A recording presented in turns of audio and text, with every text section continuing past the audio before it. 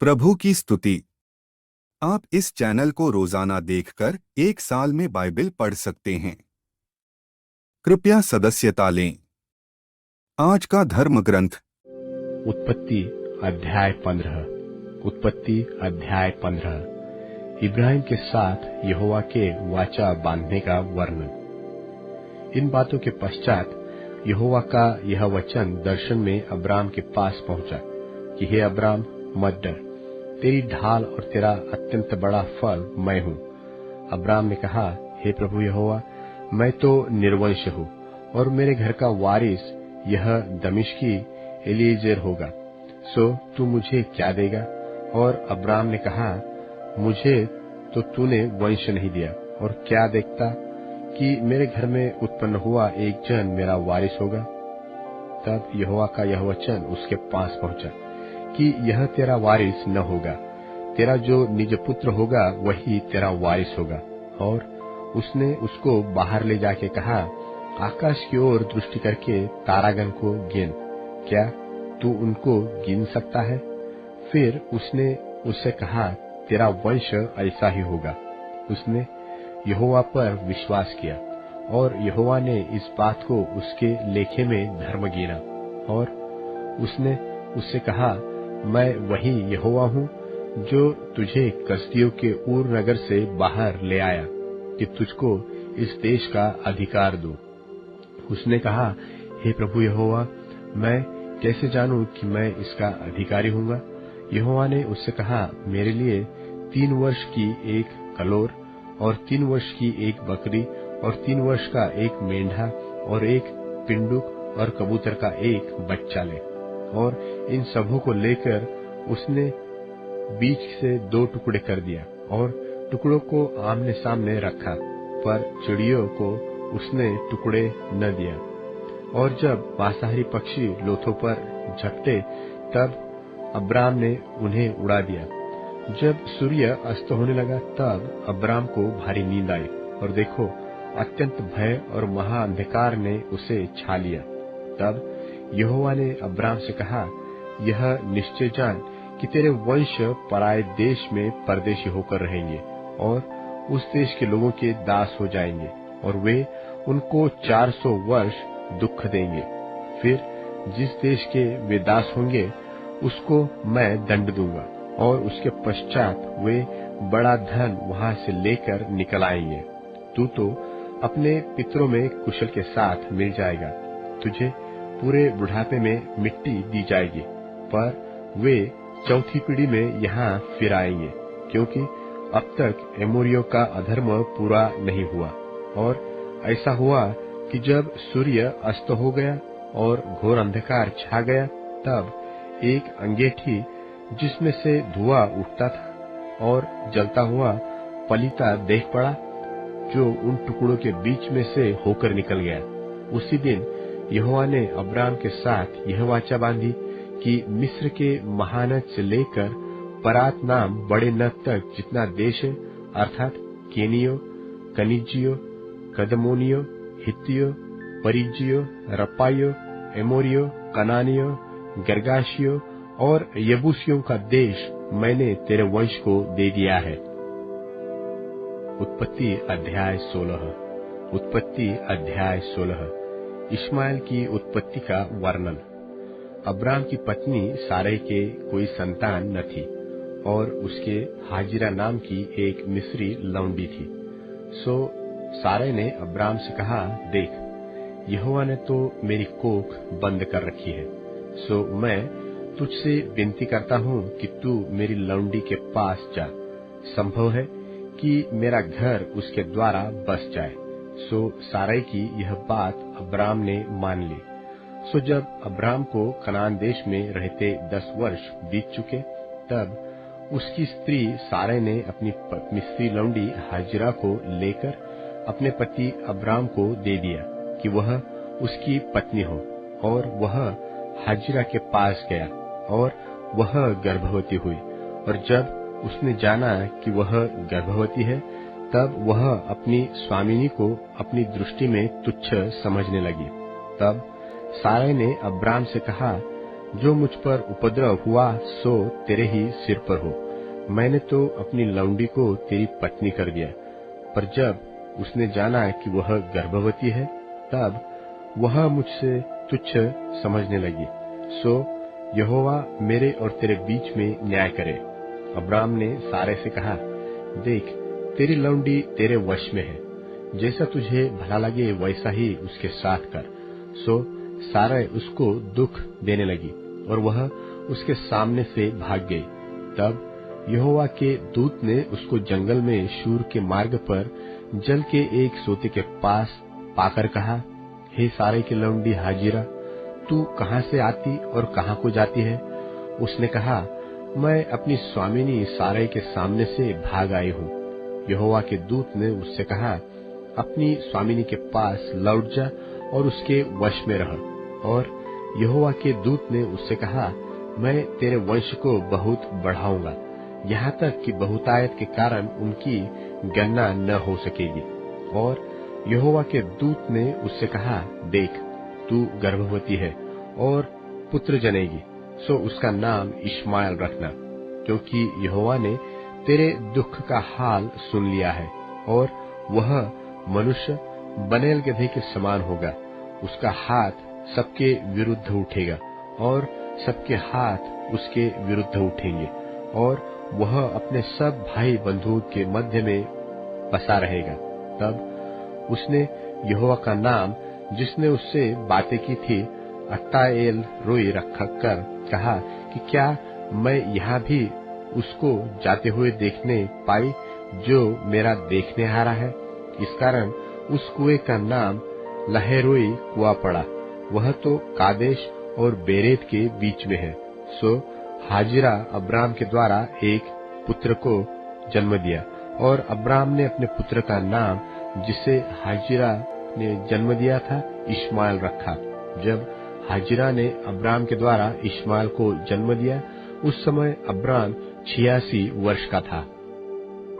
मत्ती रचित सुसमाचार 15वां अध्याय। तब यरूशलेम से कितने फरीसी और शास्त्री यीशु के पास आकर कहने लगे, तेरे चेले पुरनियों की रीतों को क्यों टालते हैं कि बिना हाथ धोए रोटी खाते हैं? उसने उनको उत्तर दिया कि तुम भी अपनी रीतों के कारण क्यों परमेश्वर की आज्ञा टालते हो? क्योंकि परमेश्वर ने कहा था कि अपने पिता और अपनी माता का आदर करना, और जो कोई पिता या माता को बुरा कहे वह मार डाला जाए। पर तुम कहते हो कि यदि कोई अपने पिता या माता से कहे कि जो कुछ तुझे मुझसे लाभ पहुंच सकता था वह परमेश्वर को भेंट चढ़ाई जा चुकी, तो वह अपने पिता का आदर न करे, सो तुमने अपनी रीतों के कारण परमेश्वर का वचन टाल दिया। हे कपटियों, यशायाह ने तुम्हारे विषय में यह भविष्यवाणी ठीक की कि ये लोग होठों से तो मेरा आदर करते हैं, पर उनका मन मुझसे दूर रहता है, और ये व्यर्थ मेरी उपासना करते हैं, क्योंकि मनुष्यों की विधियों को धर्मोपदेश करके सिखाते हैं। और उसने लोगों को अपने पास बुलाकर उनसे कहा, सुनो और समझो। जो मुंह में जाता है वह मनुष्य को अशुद्ध नहीं करता, पर जो मुंह से निकलता है वही मनुष्य को अशुद्ध करता है। तब चेलों ने आकर उससे कहा, क्या तू जानता है कि फरीसियों ने यह वचन सुनकर ठोकर खाई? उसने उत्तर दिया, हर पौधा जो मेरे स्वर्गीय पिता ने नहीं लगाया उखाड़ा जाएगा। उनको जाने दो, वे अंधे मार्ग दिखाने वाले हैं, और अंधा यदि अंधे को मार्ग दिखाए तो दोनों गड्ढे में गिर पड़ेंगे। यह सुनकर पतरस ने उससे कहा, यह दृष्टांत हमें समझा दे। उसने कहा, क्या तुम भी अब तक ना समझ हो? क्या नहीं समझते कि जो कुछ मुंह में जाता वह पेट में पड़ता है और संडास में निकल जाता है, पर जो कुछ मुंह से निकलता है वह मन से निकलता है, और वही मनुष्य को अशुद्ध करता है। क्योंकि कुचिंता, हत्या, परस्त्री गमन, व्यभिचार, चोरी, झूठी गवाही और निंदा मन ही से निकलती हैं। यही हैं जो मनुष्य को अशुद्ध करती हैं, परंतु हाथ बिना धोए भोजन करना मनुष्य को अशुद्ध नहीं करता। यीशु वहां से निकलकर सूर और सैदा के देशों की ओर चला गया, और देखो, उस देश से एक कनानी स्त्री निकली और चिल्लाकर कहने लगी, हे प्रभु, दाऊद के संतान, मुझ पर दया कर, मेरी बेटी को दुष्टात्मा बहुत सता रहा है। पर उसने उसे कुछ उत्तर न दिया। और उसके चेलों ने आकर उससे विनती कर कहा, इसे विदा कर, क्योंकि वह हमारे पीछे चिल्लाती आती है। उसने उत्तर दिया कि इस्राएल के घराने की खोई हुई भेड़ों को छोड़ मैं किसी के पास नहीं भेजा गया। पर वह आई और उसे प्रणाम करके कहने लगी, हे प्रभु, मेरी सहायता कर। उसने उत्तर दिया कि लड़कों की रोटी लेकर कुत्तों के आगे डालना अच्छा नहीं। उसने कहा, सत्य है प्रभु, पर कुत्ते भी वह चूर चार खाते हैं जो उनके स्वामियों की मेज से गिरते हैं। इस पर यीशु ने उसको उत्तर देकर कहा कि हे स्त्री, तेरा विश्वास बड़ा है, जैसा तू चाहती है तेरे लिए वैसा ही हो। और उसकी बेटी उसी घड़ी से चंगी हो गई। यीशु वहां से चलकर गलील की झील के पास आया और पहाड़ पर चढ़कर वहां बैठ गया। और भीड़ पर भीड़ लंगड़ों, अंधों, गूंगों, टुंडों और बहुत औरों को लेकर उसके पास आए और उन्हें उसके पांवों पर डाल दिया और उसने उन्हें चंगा किया। सो जब लोगों ने देखा कि गूंगे बोलते और टुंडे चंगे होते और लंगड़े चलते और अंधे देखते हैं, तो अचंभा करके इस्राएल के परमेश्वर की बड़ाई की। यीशु ने अपने चेलों को बुलाकर कहा, मुझे इस भीड़ पर तरस आता है, क्योंकि वे 3 दिन से मेरे साथ हैं और उनके पास कुछ खाने को नहीं, और मैं उन्हें भूखा विदा करना नहीं चाहता, कहीं ऐसा न हो कि मार्ग में थक कर रह जाएं। चेलों ने उससे कहा, हमें इस जंगल में कहां से इतनी रोटी मिलेगी कि हम इतनी बड़ी भीड़ को तृप्त करें? यीशु ने उनसे पूछा, तुम्हारे पास कितनी रोटियां हैं? उन्होंने कहा, 7 और थोड़ी सी छोटी मछलियां। तब उसने लोगों को भूमि पर बैठने की आज्ञा दी और उन 7 रोटियों और मछलियों को ले धन्यवाद करके तोड़ा और अपने चेलों को देता गया और चेले लोगों को। सो सब खाकर तृप्त हो गए और बचे हुए टुकड़ों से भरे हुए 7 टोकरे उठाए। और खाने वाले स्त्रियों और बालकों को छोड़ 4000 पुरुष थे। तब वह भीड़ को विदा करके नाव पर चढ़ गया और मगदन देश के सिवानों में आया। मत्ती रचित सुसमाचार 16वां अध्याय। और फरीसियों और सदूकियों ने पास आकर उससे परखने के लिए उससे कहा कि हमें आकाश का कोई चिन्ह दिखा। उसने उनको उत्तर दिया कि सांझ को तुम कहते हो कि खुला रहेगा क्योंकि आकाश लाल है, और भोर को कहते हो कि आज आंधी आएगी क्योंकि आकाश लाल और धुंधला है। तुम आकाश का लक्षण देखकर भेद बता सकते हो, पर समयों के चिन्हों का भेद नहीं बता सकते। इस युग के बुरे और व्यभिचारी लोग चिन्ह ढूंढते हैं, पर यूनुस के चिन्ह को छोड़ कोई और चिन्ह उन्हें न दिया जाएगा। और वह उन्हें छोड़कर चला गया। और चेले पार जाते समय रोटी लेना भूल गए थे। यीशु ने उनसे कहा, देखो, फरीसियों और सदूकियों के खमीर से चौकस रहना। वे आपस में विचार करने लगे कि हम तो रोटी नहीं लाए। यह जानकर यीशु ने उनसे कहा, हे अल्पविश्वासियों, तुम आपस में क्यों विचार करते हो कि हमारे पास रोटी नहीं? क्या तुम अब तक नहीं समझे और उन 5000 की 5 रोटी स्मरण नहीं करते? और न यह कि कितनी टोकरियां उठाई थीं? और न उन 4000 की 7 रोटी? और न यह कि कितने टोकरे उठाए थे? तुम क्यों नहीं समझते कि मैंने तुमसे रोटियों के विषय में नहीं कहा? फरीसियों और सदूकियों के खमीर से चौकस रहना। तब उनकी समझ में आया कि उसने रोटी के खमीर से नहीं, पर फरीसियों और सदूकियों की शिक्षा से चौकस रहने को कहा था। यीशु कैसरिया फिलिप्पी के देश में आकर अपने चेलों से पूछने लगा कि लोग मनुष्य के पुत्र को क्या कहते हैं? उन्होंने कहा, कितने तो यूहन्ना बपतिस्मा देने वाला कहते हैं, और कितने एलिय्याह, और कितने यिर्मयाह या भविष्यद्वक्ताओं में से कोई एक कहते हैं। उसने उनसे कहा, परंतु तुम मुझे क्या कहते हो? शमौन पतरस ने उत्तर दिया कि तू जीवते परमेश्वर का पुत्र मसीह है। यीशु ने उसको उत्तर दिया कि हे शमौन, योना के पुत्र, तू धन्य है, क्योंकि मांस और लोहू ने नहीं, परंतु मेरे पिता ने जो स्वर्ग में है यह बात तुझ पर प्रकट की है। और मैं भी तुझसे कहता हूं कि तू पतरस है, और मैं इस पत्थर पर अपनी कलीसिया बनाऊंगा और अधोलोक के फाटक उस पर प्रबल न होंगे। मैं तुझे स्वर्ग के राज की कुंजियां दूंगा, और जो कुछ तू पृथ्वी पर बांधेगा वह स्वर्ग में बंधेगा, और जो कुछ तू पृथ्वी पर खोलेगा वह स्वर्ग में खुलेगा। तब उसने चेलों को चिताया कि किसी से न कहना कि मैं मसीह हूँ। उस समय से यीशु अपने चेलों को बताने लगा कि मुझे अवश्य है कि यरूशलेम को जाऊं और पुरनियों और महायाजकों और शास्त्रियों के हाथ से बहुत दुख उठाऊं और मार डाला जाऊं और तीसरे दिन जी उठूं। इस पर पतरस उसे अलग ले जाकर झिड़कने लगा कि हे प्रभु, परमेश्वर न करे, तुझ पर ऐसा कभी न होगा।